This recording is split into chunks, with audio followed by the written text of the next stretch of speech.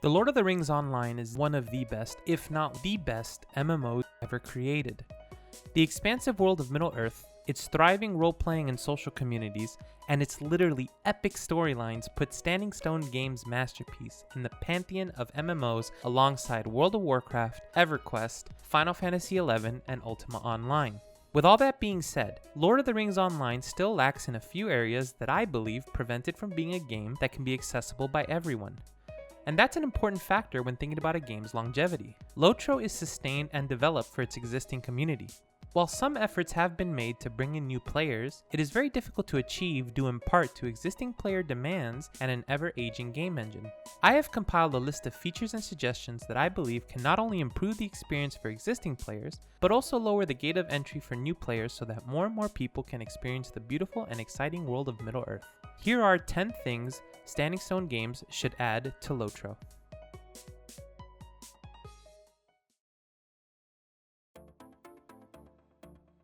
Four years ago, this entry would have read hand-drawn maps. And honestly, that would be great. When LOTRO first shipped, it included hand-drawn maps that were very faithful to Tolkien's map art. They were very simplistic, only showing major landmarks and vague terrain indicators. With Mines of Moria, the map styles for the new areas changed to be much more detailed. But it wasn't until the Rise of Isengard expansion that we got perhaps the best art style for maps in LOTRO. I mean, look at the Great River. It's detailed, artistic, and easy to understand.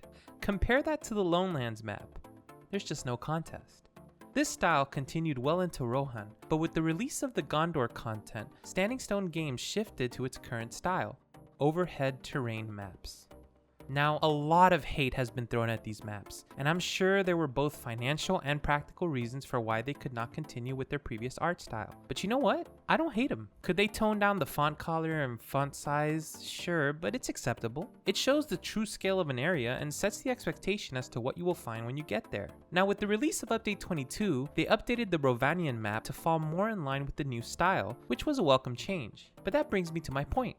We have these kinds of maps, and these kinds, and these, and these, and these, and these, and these. Well, you get the point. If SSG deems this not to be financially viable, I understand. But why don't we just update the other maps to fall in line? I know this is a minor point and one that's not going to make or break the game for a lot of people, but having such varying map styles really segments the world and breaks the immersion of the player when they realize that they're in a newer area in which the style of the maps they're used to is just completely changed. I also understand the community may not take kindly to their beloved maps being altered. While I'm sure there would be some outcry, sometimes it's better to take an objective look at something before we assume it's a bad decision for everybody.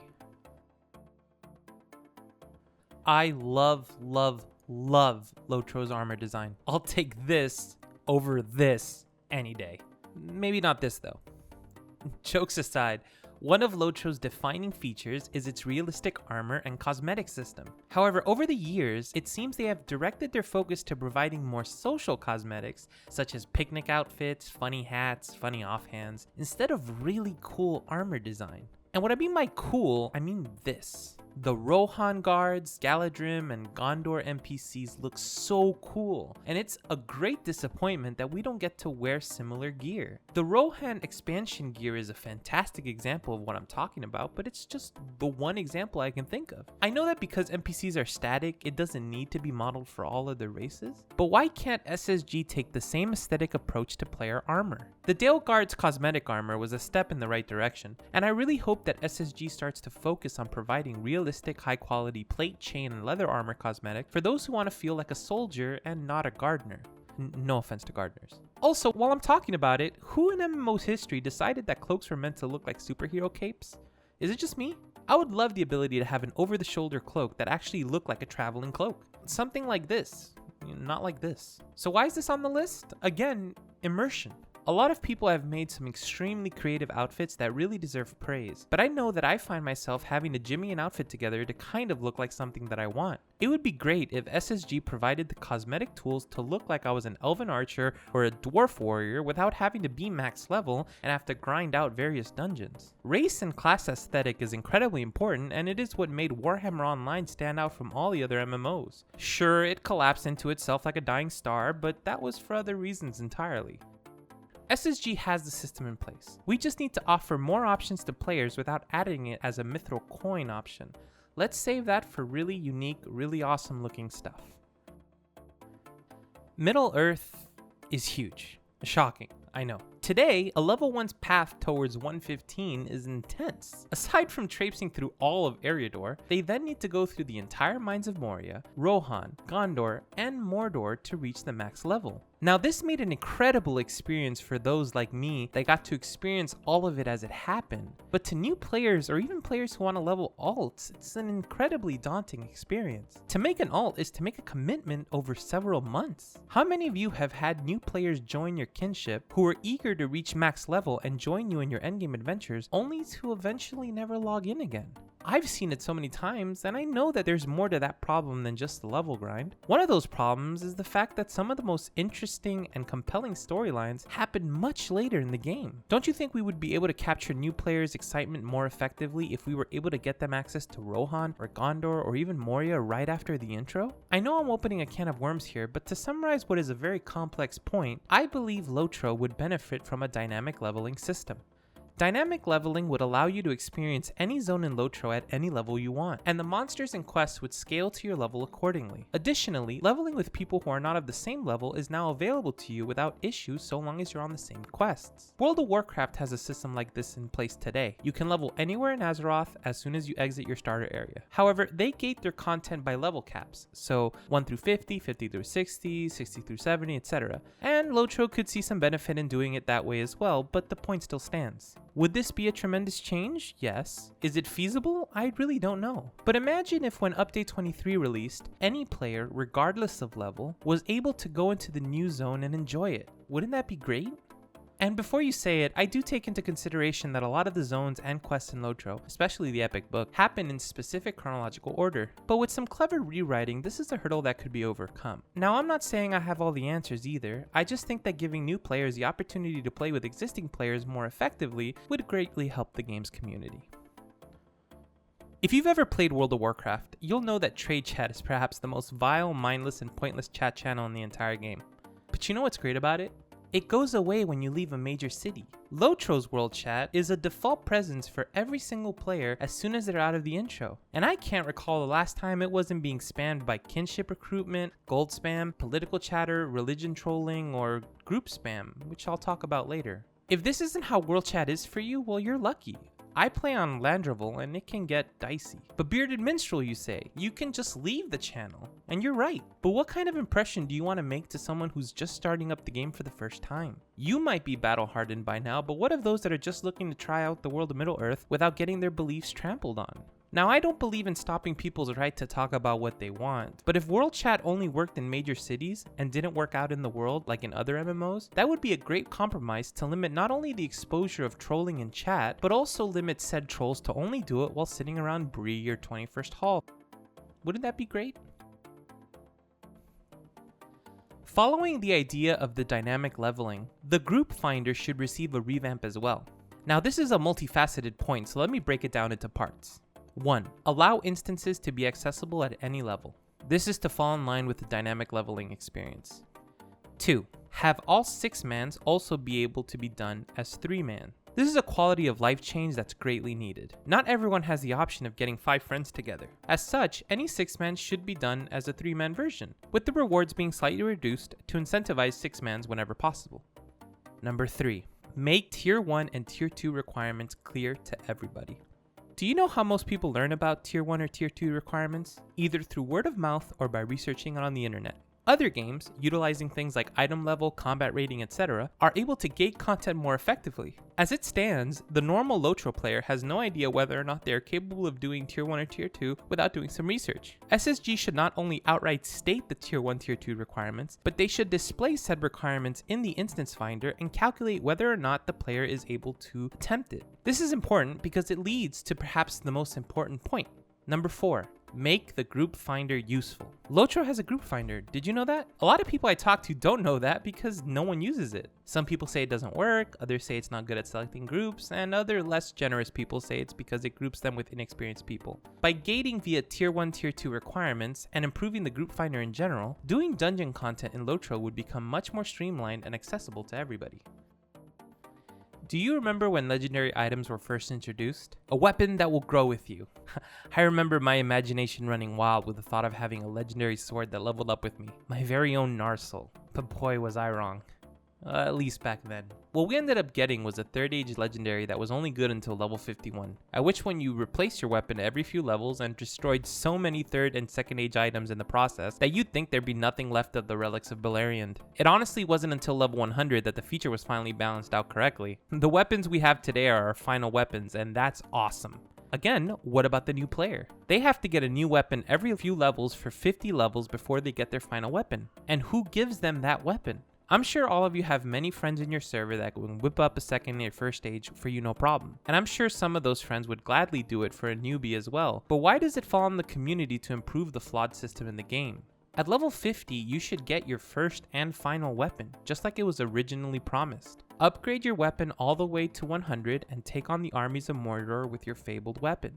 Legendary items are perhaps the most fundamentally important set of items in the game, and SSG does very little to prepare a new player for what is effectively the single hardest and most time-consuming process. This is doubly so for characters that purchase and use the Aria of the Valar. Now, before you criticize, there are many good reasons for why someone might want to use an Aria that I'm not going to discuss today. But did you know that they give you a set of 3rd age legendaries? No XP scrolls though, just a level 1 3rd age legendary, right at the steps of Mordor. This literally makes the experience horrible for players with Mordor's already incredibly high difficulty curve.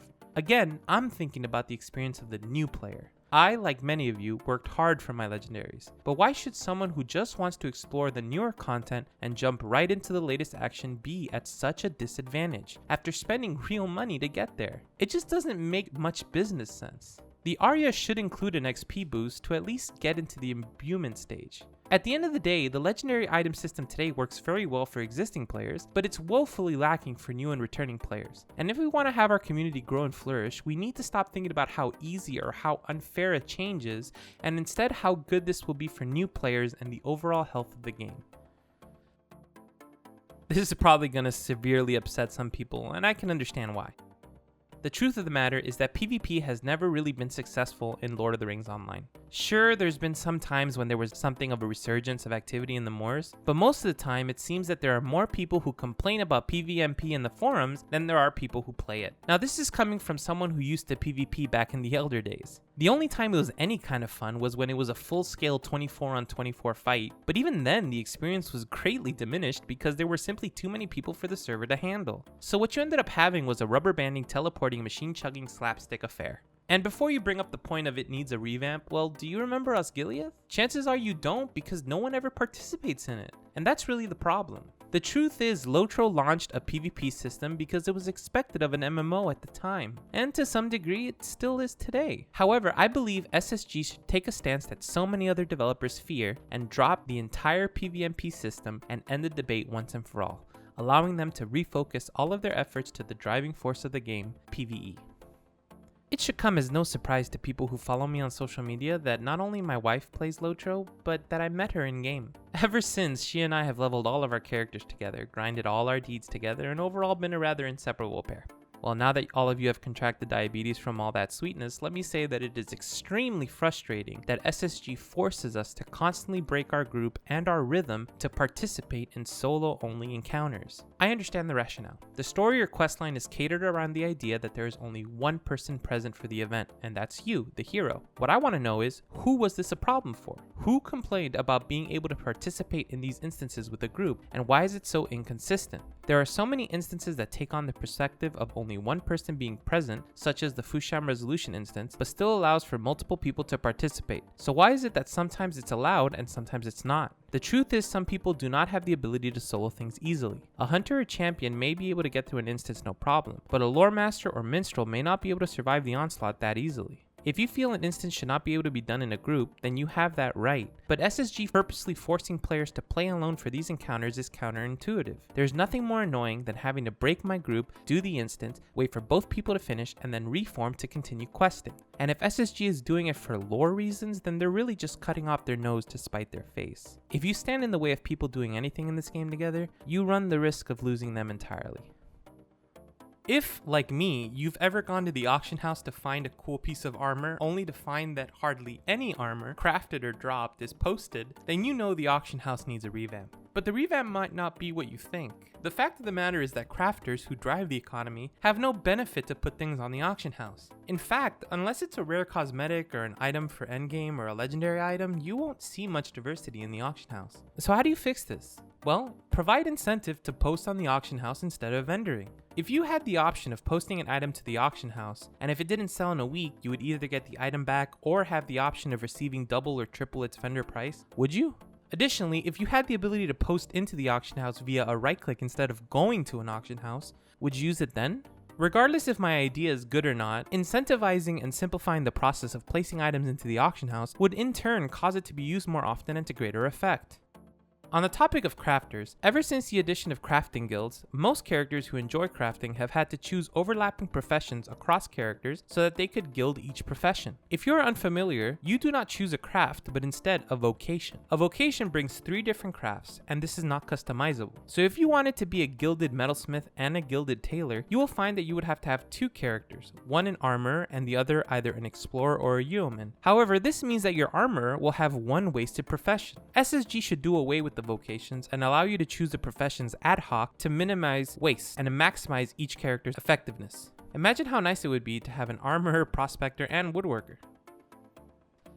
When Lord of the Rings Online launched, it launched with a website called the Lorebook. This website served as a wiki, a lore book, and most incredibly, a place where you could view all your characters, offline or online, and search other characters similar to WoW's Armory. In 2013, for multiple reasons, the lore book came down. The unofficial LOTRO wiki took on a lot of the work that the lore book left behind, and the community really stepped up to ensure that there was a resource for LOTRO players everywhere. But I can't state this more strongly. LOTRO needs a true community hub where not only can you show off your character's armor, virtues, etc., but also be able to see your kinship members or friends or anyone you might have seen that passed you and you thought, wow, that's cool armor. Now I know some players don't like the idea that other players are able to see their information, but do you know how valuable it is to be able to quickly look at your character without having to log into it or to switch alts just to confirm what piece of gear you have or what virtue or deed you've completed? I greatly miss the lore book and I would love to see it return to LOTRO one day.